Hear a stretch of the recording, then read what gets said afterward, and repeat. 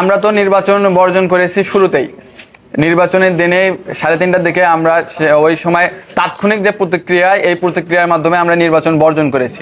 এবং আমরা এতদিন নির্বাচনী যে কালচার অথবা রাজনৈতিক কালচারকে আমরা সম্মান দেখিয়ে বিশ্ববিদ্যালয় প্রশাসন এবং আচরণবিধি থেকে শুরু করে নিয়ম নীতিকে সম্মান জানিয়ে আমরা প্রশাসনের কাছে নির্বাচন কমিশন বরাবর বারবার লিখিত দিয়ে আমাদের এই অভিযোগগুলোর সমাধান সুরাহা চেয়েছি। তারা এখন পর্যন্ত আমাদেরকে সঠিক কোনো জবাব দিতে পারেনি, তারা ব্যর্থ হয়েছে, তারা দায়সারা কাজ করেছে, যার জন্য আজকে আপনাদের মাধ্যমে আমরা আমাদের অফিসিয়াল স্টেটমেন্ট দিলাম।